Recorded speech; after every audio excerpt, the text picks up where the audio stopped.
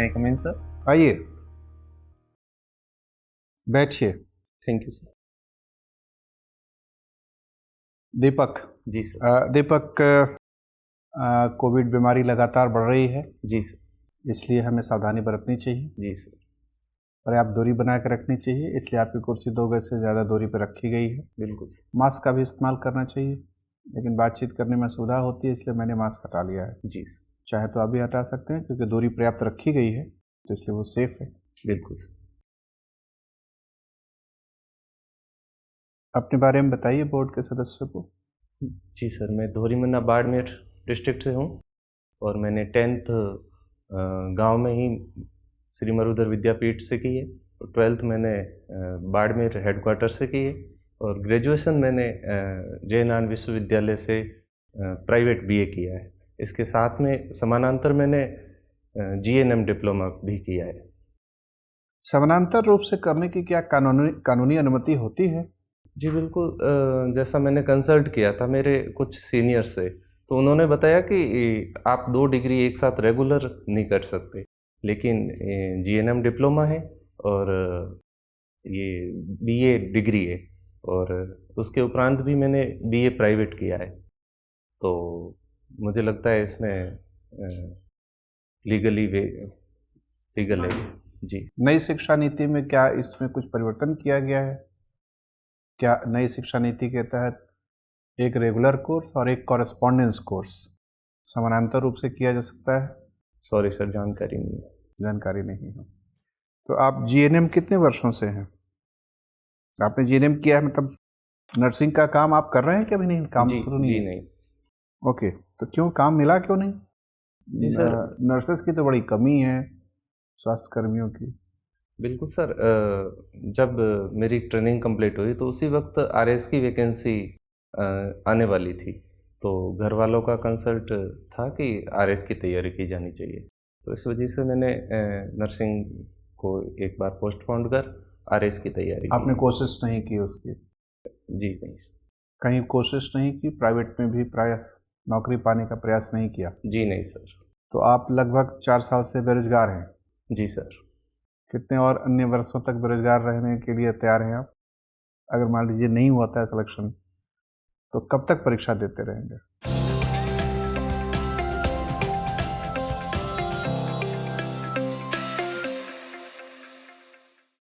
Sir मेरे पास विकल्प है प्राइवेट सेक्टर में, जैसा मैंने नर्सिंग किया है, तो अगर मेरा सिलेक्शन नहीं होता है तो फिर मैं प्राइवेट सेक्टर में नर्सिंग में भी अपना करियर बना सकता हूँ। कितने वर्षों के बाद आप उस दिशा में जाएंगे? जी सर। मान लीजिए इस बार सिलेक्शन नहीं हुआ तो आप दोबारा देंगे कि चले जाएंगे नर्सिंग का काम करना? नहीं सर, बिल्कुल दोबारा तैयारी करेंगे। तो इस प्रकार से दोबारा तिबारा कब तक तैयारी कर सकते हैं? मानसिक रूप से कितने साल तक तैयारी करने का इरादा है? सर मुझे विश्वास है कि मेरा इस वैकेंसी में सिलेक्शन हो जाएगा, तो शायद इसकी ज़रूरत नहीं पड़ेगी। ठीक है, ये तो हर आदमी की कामना है, हम भी कामना करते हैं कि आपका इस बार बढ़िया सिलेक्शन हो जाए। लेकिन अगर नहीं हो पाता है तो प्लान बी क्या है आपका? सर मैं प्राइवेट सेक्टर में अपना खुद का भी बिजनेस स्टार्ट कर सकता हूँ और नर्सिंग के क्षेत्र में भी मेरे पास अपॉर्चुनिटीज़ है। प्राइवेट सेक्टर में अभी अगर कोई बिजनेस शुरू करना चाहता है तो क्या बिजनेस शुरू करना चाहिए? सर फैमिली की जैसे बैकग्राउंड रहा है उस हिसाब से मैं ट्रांसपोर्ट का बिजनेस स्टार्ट कर सकता हूँ। अच्छा, अभी ट्रांसपोर्ट सेक्टर में भारत में कौन कौन सी दिक्कतें पेश आ रही हैं? सर जो मेजर प्रॉब्लम है कि पेट्रोल डीजल की जो कीमतें बढ़ती जा रही है, इस वजह से ट्रांसपोर्ट सेक्टर काफ़ी संकुचित हुआ है। क्यों कीमतें इतनी बढ़ती क्यों जा रही हैं? सर इसके 2 मेजर कारण हैं कि पहला कारण तो है कि जो भी ओपेक कंट्रीज़ है उन्होंने अपना प्रोडक्शन घटा दिया है। इसके अलावा जो कोविड काल के अंदर जो गवर्नमेंट को रेवेन्यू का लॉस हुआ था, उसकी भरपाई के लिए भी जो उस पर एक्साइज और वेट भी बढ़ाया गया, तो इस वजह से पेट्रोल और डीजल की कीमतें बढ़ रही है। अच्छा, तो क्या आपको लगता है कि सरकार की ये जो नीति है टैक्स बढ़ाकर कीमतें बढ़ा देने वाली, यह नीति अर्थव्यवस्था के लिए अनुकूल है? जी सर, अंशकाल के लिए तो होना चाहिए, लेकिन लंबे समय के लिए मुझे लगता है ये ठीक नहीं रहेगा। अच्छा, ये बताएं कि अभी लोकसभा में कितनी महिलाएं सांसद हैं? सॉरी सर, अगर आप अनुमति दें तो मैं अनुमान लगा सकता हाँ हाँ, लगाइए। हूँ। सर मुझे जैसा मैं रिकॉल कर पा रहा हूँ 27 महिलाएं हैं इस वक्त। अच्छा, ठीक है। दीपक, जी सर। बाड़मेर से आप, वहाँ पे बालोतरा एक स्थान है, जी सर। इसकी बड़ी ख्याति है, न सिर्फ राजस्थान में बल्कि देश भर में। जी क्या क्या कारण हैं इसकी ख्याति के? सर, मेनली दो रीजन है बालोतरा। प्रमुख कारण तो ये है कि जो पॉपलाइन इंडस्ट्री है, तो टेक्सटाइल में काफ़ी कुछ बालोतरा ने प्रगति की है। और दूसरा रीजन है बालोतरा के पास में रिफाइनरी। तो रिफाइनरी की वजह से भी बालोतरा काफ़ी चर्चाओं में है। अच्छा, और कोई कारण? मतलब ये दो मेजर कारण। जी। तो टेक्सटाइल इंडस्ट्री के वहाँ पर विकसित होने के क्या कारण है? किस तरह के टेक्सटाइल्स प्रोडक्शन होता है, मैन्युफैक्चरिंग होता है? सर मेनली वहाँ पर प्रोसेसिंग का काम होता है, और उसका जो रीजन है वो वहाँ पर खारा पानी जो टेक्सटाइल की प्रोसेसिंग के लिए ज़रूरी होता है, और उसके पास में ही लूनी नदी।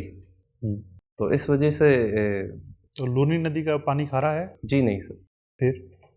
सॉरी सर, वो जो वहाँ का भूगर्भिक जो ग्राउंड वाटर है वो खारा है, उस वजह से। तो खारे पानी से क्या ऐसा प्रभाव पड़ता है कि जो प्रोसेसिंग के लिए ज़रूरी हो जाता है? सॉरी सर, जानकारी नहीं। अच्छा, ठीक है। रिफाइनरी के लिए इसको तेल कहाँ से प्राप्त होता है?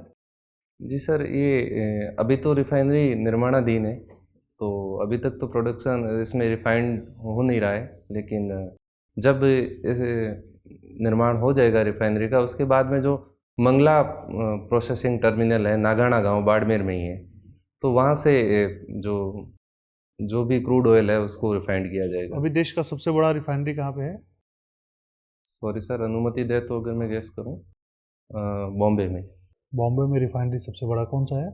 बॉम्बे हाई। वहाँ से तो तेल निकाला जाता है ना? जी। ये रिफाइनरी भी है? सॉरी सर, जानकारी नहीं। अच्छा, मान लीजिए कि कहीं पर रिफाइनरी है, जी। तो उसमें कैसे प्रोसेस कैसे होता है? कच्चा तेल निकाला जाता है ज़मीन से, जी। उसको उसमें डाल दिया जाता है, उसी से लोग कहते हैं कि पेट्रोल भी बनता है, डीजल भी आता है, केरोसिन भी आता है, और भी कुछ पदार्थ आते हैं। तो कैसे कैसे आता है? सबसे पहले कौन निकलता है, या सबसे हाई क्वालिटी के प्रोडक्ट किस सीक्वेंस में निकलते हैं? सॉरी सर, जानकारी नहीं। अच्छा, ठीक है। आपको कुत्तों के साथ दोस्ती पसंद है? जी सर। मतलब उनको खिलाना पिलाना, उनकी देखभाल करना पसंद है आपको? तो स्ट्रीट डॉग्स एक बड़ी समस्या भी है कई जगह पर, कई शहरों में, कई गांव में भी, आपके यहाँ भी मेरे ख्याल से होंगे। जी। उन समस्याओं से निजात के लिए कोई म्यूनिसिपल या पंचायत स्तर पर कोई व्यवस्था है? जी नहीं क्या सर। क्या समस्याएं हैं इनसे?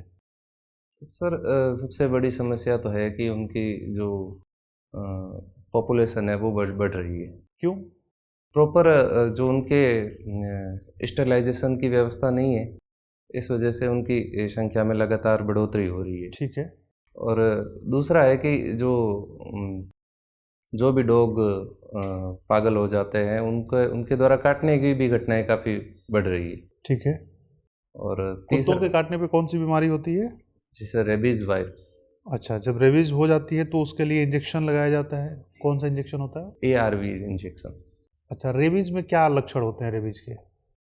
सर ये मेनली नर्वस सिस्टम को प्रभावित करता है, और जिसमें जो पेशेंट होता है उसको दौरे आना, या फिर वो उसको मतलब वो पानी से डर लगता है उसको हाइड्रोफोबिया रोग भी कहते हैं। अच्छा। और ये मेनली यही जो इसके सिम्टम्स है। अच्छा, ये बताइए कि हर प्रजाति की अपनी एक स्पीसीज होती है, हर जीव की अपनी एक स्पीसीज होती है। जैसे आपने सुना होगा लेब्राडोर डॉग। जी। सुना है ना? तो हम लोगों के यहाँ जो कुत्ते पाए जाते हैं किस प्रजाति के होते हैं? सॉरी सर, जानकारी। अच्छा, बाड़मेर का क्षेत्रफल कितना है? जी सर, 28,000, लगभग 28,000 वर्ग किलोमीटर। राजस्थान के सबसे बड़े ज़िलों में से बाड़मेर आता है, तो सबसे छोटे ज़िलों में से 5 सबसे छोटे ज़िले कौन से राजस्थान के? जी सर, सबसे छोटा तो धौलपुर है, उसके बाद में दौसा है, उसके बाद में डूंगरपुर है, और फिर प्रतापगढ़ है। अच्छा, बाड़मेर की सीमा पाकिस्तान से भी लगती है, किस ज़िले से? पाकिस्तान के सिंध जिले से। सिंध जिला है पाकिस्तान का? सिंध प्रांत है, सॉरी। जिला कौन सा है? Sorry sir. गुजरात के किस जिले से लगती है इसकी सीमा? बाड़मेर की। बाड़मेर की गुजरात से लगती है। हाँ, तो किस जिले से? गुजरात के किस जिले से? बनासकांठा। बनासकांठा। जी। अच्छा, पाकिस्तान से राजस्थान की कुल सीमा की लंबाई कितनी है? 1070 किलोमीटर। 1070 या 1170? 1070 किलोमीटर। 1070। कैसे सीक्वेंस इनका 4 जिलों का? सबसे ज़्यादा तो जैसलमेर की है, और दूसरे नंबर पर बीकानेर है, और फिर बाड़मेर, और फिर गंगानगर। ठीक है दीपक। चल। दीपक, जी सर। भारत पाकिस्तान के बीच में युद्ध कितनी बार हुआ?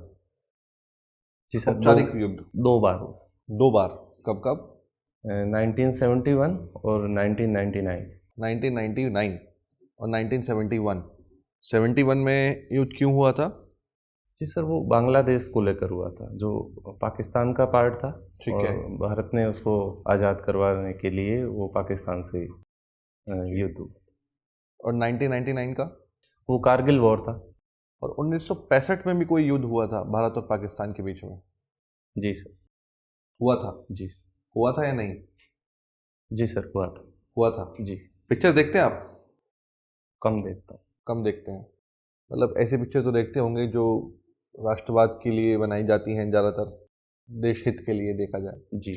कोई ऐसी पिक्चर जो युद्ध स्थिति पर बनी हो भारत पाकिस्तान के बीच में? 3 पिक्चरों का नाम बताएं। सर, बॉर्डर मूवी है। ठीक है। वो कौन से युद्ध का एक दृश्य दिखाते हैं? सॉरी सर, जानकारी नहीं है, लेकिन अनुमान लगा सकते। क्या बाड़मेर की कोई भूमिका रही है युद्ध में भारत पाकिस्तान के बीच में? जी। कौन सा युद्ध था? जो 99 का युद्ध था। 99 का? 71 का। 71 का? वो तो बांग्लादेश के लिए था। लेकिन युद्ध पश्चिमी मोर्चे पर भी हुआ था। यहाँ पर भी हुआ था। तो उस समय तो सुना है कि हम लोगों ने PNS गाजी को हमने मार गिराया था। तो नौसेना ने लड़ा था वो युद्ध। जी। मुझे जानकारी नहीं है सर। ठीक है। तो बॉर्डर तो पिक्चर आपने देखी होगी? सर सॉरी सर, नहीं देखी। नहीं देखी है। 1965 में भारत पाकिस्तान का युद्ध हुआ था। जी। एक मुद्दा था सरकीक। सरक्रीक। ये क्या है? सरक्रीक सर गुजरात में एक इलाका है। वो जो गुजरात का कच्छ जिला है, वहाँ से लगता है। क्या मुद्दा था वो? सरक्रीक, सॉरी सर, जानकारी नहीं। चलिए। कितने जिले हैं राजस्थान में? जी सर, 33। 33वां जिला कौन सा है? प्रतापगढ़। कब बनाया गया? ये 26 जनवरी 2008 को। क्या घनत्व है वहाँ का? सॉरी सर, जान। राजस्थान स्थापना दिवस कब मनाया जाता है? 30 मार्च को। क्यों? सर, इस दिन एकीकरण का चौथा चरण हुआ था। कब हुआ था? 30 मार्च 1949 को। और इसके मुख्य जो व्यक्ति जो प्रसिद्ध हैं कौन कौन थे? जो एकीकरण में? जी। जी सर, मुख्यतः सरदार पटेल की भूमिका थी। और राजस्थान से? राजस्थान से जय नारायण व्यास है। तो प्रथम गवर्नर कौन थे राजस्थान के? राज प्रमुख या फिर राज प्रमुख थे। गवर्नर? आजाद भारत के, आजाद राजस्थान के पहले गवर्नर? राज्यपाल? जी जी, गुरुमुख निहाल सिंह। गुरुमुख? श्री गुरुमुख निहाल सिंह। ठीक। और इस वक्त कौन है? इस वक्त श्री कलराज मिश्र। ठीक है। तो आप एक बात बताएंगे, ये भुगतान संतुलन क्या होता है?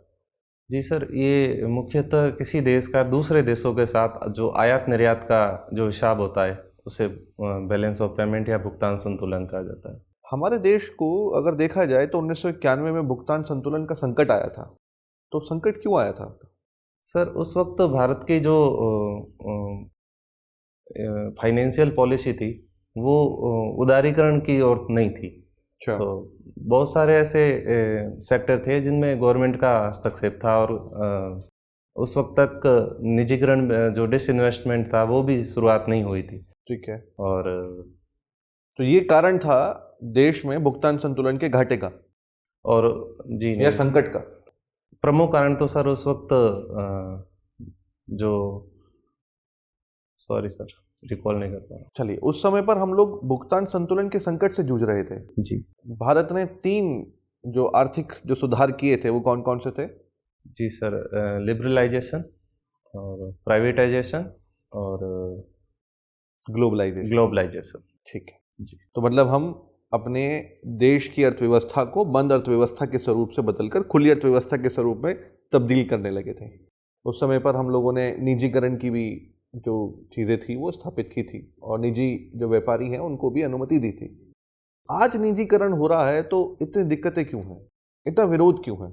सर मुख्यतः तो पॉलिटिकल पार्टीज द्वारा जो विरोध किया जा रहा है तो निजीकरण से सहमत हैं आप? जी सर, काफ़ी हद तक। तो आपको नहीं लगता कि प्रशासनिक सेवाओं का भी निजीकरण कर देना चाहिए? बिल्कुल सर, लेटरल एंट्री इस बारे में एक नया कदम है। ठीक, वो तो उच्च पदों पर है। हाँ जी। तो सर अगर जो योग्यता है अगर कोई निजी सेक्टर में तो उसे लिया जा सकता है। आपको नहीं लगता कि कोई अगर जो सार्वजनिक उपक्रम जो सरकार के द्वारा यहाँ पर डिसइन्वेस्टमेंट जिसका नाम आपने लिया, जिसे विनिवेश भी कहते हैं, यहाँ पर निजी स्वामित्व को दिए जा रहे हैं, तो पहली बात तो ये कि अगर उसमें क्षमता है तो सरकार उसे बेच क्यों रही है? अगर उसमें क्षमता नहीं है तो उसे निजी व्यापारी खरीद क्यों रहे हैं? तो कहीं ना कहीं आपको नहीं लगता कि जो सार्वजनिक प्रबंधन है उसमें खामियां हैं? जी सर, हम ऐसा तो नहीं कह सकते क्योंकि ये जो निजी सेक्टर है उनका प्रबंधन बहुत समुन्नत तरीके से होता है। ठीक है। तो और इसके अलावा गवर्नमेंट को जो जन कल्याण है, पब्लिक वेलफेयर के भी काम करने होते हैं। इस वजह से और डिसइन्वेस्टमेंट से जो एक बड़ा अमाउंट गवर्नमेंट को मिलता है उससे भी गवर्नमेंट को काफ़ी फ़ायदा है। और वो तो एक बार ही फायदा होना है क्योंकि वो संपत्ति बेच के सरकार उस धन का इस्तेमाल कहीं कर लेगी, वो तो एक ही बार फायदा होना है। नहीं सर, उसमें गवर्नमेंट पूरी तरीके से तो नहीं बेचती है ना, गवर्नमेंट अपनी हिस्सेदारी बेचती है, लेकिन अंतिम स्वामित्व तो गवर्नमेंट का ही होता है। ये सामरिक विनिवेश क्या होता है? जी सर, इसमें अगर डिसइन्वेस्टमेंट 10% से ज़्यादा हो और उसमें प्रबंधन के भी अधिकार दिए जाए तो उसे स्ट्रेटेजी। तो सरकार निजीकरण क्यों कर रही है? प्रबंधन निजी स्वामित्व को दे दे, या कहीं से निजी क्षेत्र से अच्छे प्रबंधक जो हैं उनको हायर करे और पीएसयू को चलाए। जी। तो निजीकरण क्यों विकल्प चुना गया? Sorry sir. भाई, कोई सोना देने वाली जो मुर्गी है जी। हम उसे नहीं पाल सकते तो हम उसे किसी एक निजी व्यापारी को सौंप दें। उससे बेहतर है कि उसके लिए पालन पोषण के लिए एक निजी एक कर्मचारी या नियुक्त करें, तो ज़्यादा बेहतर रहेगा या नहीं रहेगा? जी सर। रहेगा। जी। तो निजीकरण के आप समर्थक हैं या विरोधी? लेकिन सर जो लिबरलाइजेशन है उसके अंतर्गत तो ये किया जाना चाहिए, करना चाहिए। जी। चल सर। दीपक, पर्यावरण दिवस किस दिन मनाया जाता है? जी सर, 5 जून को। क्यों 5 जून को ही क्यों मनाया जाता है? जी सर, इस दिन 1972 में स्टॉकहोम में यूएनएफसीसी का एक सम्मेलन हुआ था। तो यूएनएफसीसी का ही सम्मेलन था 72 वाला? जी, स्टॉकहोम में पर्यावरण को लेकर पहला यूएनएफसीसी का फुल फॉर्म क्या है? United nation framework for climate change. Framework for climate change, 2 सी आ गया, 1 सी रह गया। कन्वेंशन है, ठीक है, framework convention on climate change. तो क्या यह मुहावरा 1972 में आ गया था? जी सर। क्या इस तरह के मुहावरे का, framework convention for climate change, या हम 1972 से इस मुहावरे का इस्तेमाल कर रहे हैं कि बाद में ये मुहावरा आया? ठीक है, ये बताएं कि भारत का प्रतिनिधित्व उस सम्मेलन में किसने किया था? भारत से एक प्रतिनिधिमंडल गया था स्टॉकहोम सम्मेलन में, उसका नेतृत्व किसने किया? सॉरी सर, जानकारी नहीं है। अच्छा, जानकारी नहीं है। ये बताएं कि राजस्थान के कई जिलों के नाम के अंत में मेर शब्द या मेर पद आता है, जैसे आप ही के जिला है बाड़मेर, जैसलमेर, अजमेर। क्यों, ये मेर का क्या मतलब है? जी सर, मेर का मतलब तो पहाड़ी होता है। अच्छा। जो अरावली जिस क्षेत्र में है उन क्षेत्रों में जो भी पर्वत है उन्हें मेर कहा गया। डूंगर का मतलब भी पहाड़ी होता है, तो डूंगर और मेर में क्या फर्क है? Sorry sir. अजमेर शब्द की स्थापना किसने, शहर की स्थापना किसने की? जी सर, अजय पाल शासक हुए थे, उनके द्वारा। अजय पाल किस वंश के शासक थे? चौहान वंश के। चौहान वंश के। किस उस वंश में अन्य कोई प्रख्यात शासक हुए? जी सर। कौन? पृथ्वीराज चौहान। अच्छा, तो पृथ्वीराज चौहान के पूर्वज थे वो? जी। अच्छा, ये बताएं कि आपने जीएनएम में किया है, ट्रेनिंग ली है। आजकल यह भी चर्चा है कि अगर हम शाकाहारी व्यंजन लेते हैं तो कोविड बीमारी होने की संभावनाएं कम हो जाती हैं। जी। क्या लगता है आपके अपने जो पढ़ाई की है उससे ये सत्यापित होता है या ऐसे ही निराधार दावा है?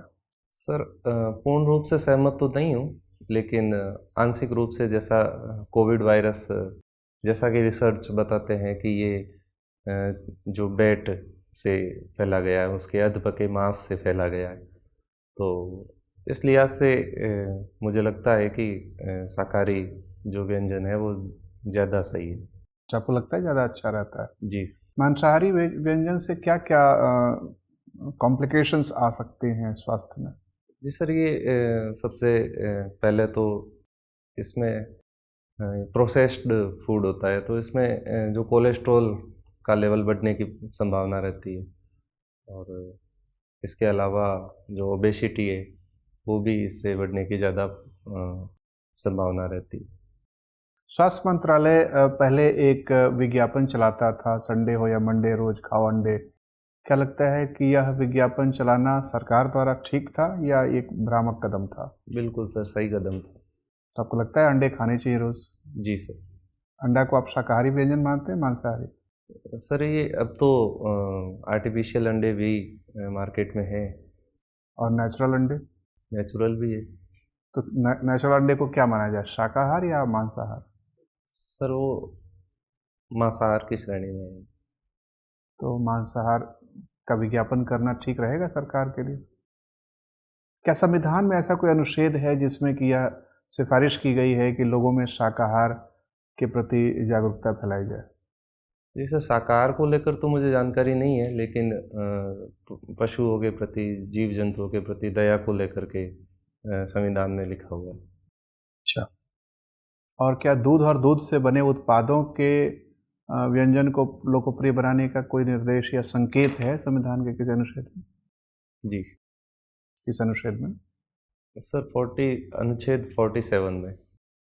ठीक है दीपक, आपसे बातचीत करके अच्छा लगा, आपका इंटरव्यू पूरा हो गया। Thank you sir. Thank you sir. Thank you sir.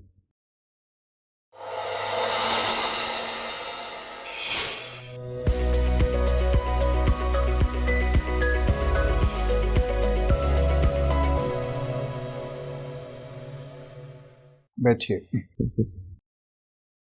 RS में इंटरव्यू देने का आपका पहला तजुर्बा होने जा रहा है? जी सर। अच्छा, कैसा रहा आज का परफॉर्मेंस, आपको क्या लग रहा है? सर, मुझे लग रहा है कुछ एनालिटिकल्स मामलों पर सुधार करने की ज़रूरत है। जैसे कौन कौन सा? जैसे जो शाकाहार के मामले पर, या फिर जो प्राइवेटाइजेशन है, इन सेक्टर में मुझे और होमवर्क करने की ज़रूरत है। ठीक है, देखिए आपका दीपक 31 मार्च को इंटरव्यू है। जी। आज 27 है, बीच में होली भी है। जी। तो वक्त तो आपके पास 2 ही 3 दिन है। जी। इसलिए आप एनालिटिकल डोमेन में ज़्यादा चिंता ना करें। जी। ठीक है, मोटे तौर पर अगले 2-3 दिन में अपनी तैयारी को जो आप दिशा एक दे सकते हैं जी। उसमें ये करें कि जैसे आपने प्रवेश किया जी। तो प्रवेश आपका लगभग ठीक था जी। लेकिन प्रवेश के बाद कुर्सी के पास आके आप थोड़ी देर के लिए ठिठक गए। जी। तो वहाँ बोर्ड में जब जाइएगा तो ऐसा नहीं होना चाहिए। जी। ऊर्जावान नवयुवा, उम्र भी आपकी कम है। जी। 22 साल 22.5 साल जी की उम्र में आपने परीक्षा दी है। जी। तो आप चूंकि नवयुवा हैं तो ऊर्जावान दिखना चाहिए। जी। पूरी चटक के साथ प्रवेश करिए जी। और अभिवादन करिए, मतलब शिष्टाचार संबंधित जो बातें हैं। जी। अभिवादन करिए, महिला सदस्य को पहले, फिर अध्यक्ष को, फिर बाकी सदस्य को, व्यक्तिगत रूप से देखते हुए। जी। बिना किसी हिचक के, झिझक नहीं रखनी है। जी। मुखर व्यक्तित्व होना चाहिए। जी। ठीक, तो अभिवादन करें और इंतज़ार करें कि वो बैठने के आपको संकेत दें। जी। या आदेश दें, जैसे भी वो करें। बैठने के बाद उनका धन्यवाद करें स्पष्ट ध्वनि में। जी। एक चीज़ ये ध्यान रखना है कि इससे आपका पहली छवि बनेगी, फर्स्ट इंप्रेशन इससे बनेगा। जी। कि आपने पहले साक्षात्कार का पहला दौर ये है। जी। बैठने के बाद जब प्रश्न का सिलसिला शुरू होता है जी, तो आपको ये ध्यान रखना है कि अपने चेहरे पे हमेशा ताजगी बनाए रखनी है। तो आपका चेहरा वैसे थोड़ा सा गंभीर स्वभाव का है, इसलिए आपको थोड़ा सा बीच बीच में मुस्कुराते रहने का प्रैक्टिस करना है। जी शीशे के सामने बैठिए और देखिए कि मैं अधिक से अधिक कितना मुस्कुराता हूँ कि खराब नहीं लगता। ज़्यादा मुस्कुराने से भी खराब लगने जी। लगता है और एकदम गंभीर चेहरा बनाने से भी ठीक नहीं लगता है। जी। तो मुस्कुराने की मात्रा कितनी रखनी है इसका आप अभ्यास करिए, लेकिन खुशनुमा चेहरा होना चाहिए, जी। प्लेजेंट लुक होना चाहिए। बिल्कुल। ठीक है। खुशनुमा चेहरे वाले व्यक्ति से सब लोग खुश रहते हैं जी। और खुश रहेंगे तो आपको न्यूट्रल जहाँ पोजीशन रहेगा उसमें सकारात्मक अंक दे देंगे। जी। जहाँ थोड़ा निगेटिव भी रहेगा तो नेगेटिव के प्रति थोड़ा सा नज़रअंदाज करने वाली भावना रहेगी। जी। और दुखी वाला चेहरा बनाइएगा तो न्यूट्रल वाला में निगेटिव चला जाएगा और जहाँ गलती नज़रअंदाज करनी है वो नज़रअंदाज करने जाए नज़र में आ जाती है। जी। तो इसलिए खुशनुमा चेहरा बना के रखना बहुत ज़रूरी है। जी। और थोड़ा सा अपना जो कम्युनिकेशन का फ्लो है जी। वो आपकी थोड़ी सुस्त सी है, स्लो है। जी। तो उसमें 2 ही 3 दिन में स्टाइल तो बदल नहीं पाता है। जी। लेकिन आप थोड़े से सजग अगर रहें कि मैं बहुत स्लो सेंटेंस डिलीवर ना करूं जी। ताकि सुनने वाला सुस्त ना पड़ जाए। जी। आप धीरे धीरे बोलेंगे तो सुनने वाला भी धीरे धीरे सुस्त हो जाएगा। तो चुस्ती वाक्य के उच्चारण में चुस्ती बनी रहे। जी।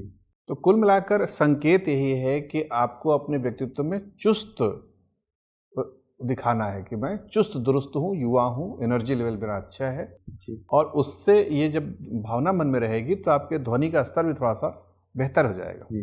ठीक है। नॉलेज डोमेन में जो कंटेंट है, कंटेंट मोटे तौर पर आपका काफ़ी जगह पर सही है, कहीं कहीं और बेहतर हो सकता था। जी।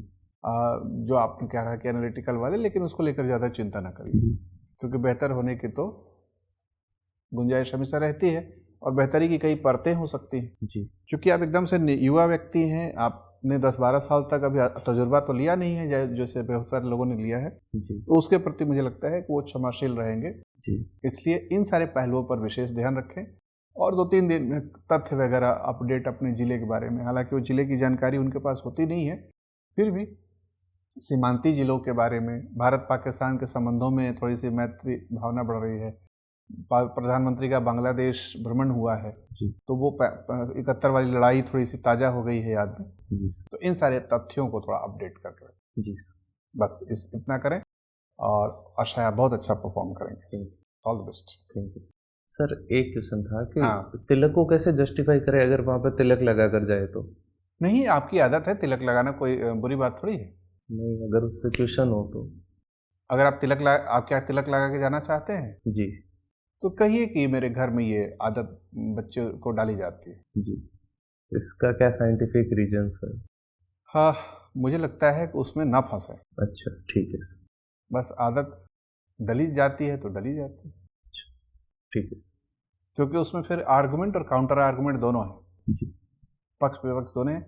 वो खामखा एक ऐसे आप शास्त्रार्थ में फंस जाएंगे जी। जिसका आउटकम बहुत फेवरेबल नहीं होगा। जी। ठीक है। तो आप कई बार कह दीजिए कि माँ जो आदत डलवाती है उस पर आदमी आलोचनात्मक चिंतनशील नहीं होता। जी। माँ ने आदत डलवा दी, बस आदत है। ठीक। ठीक है। All the best. Thank you sir.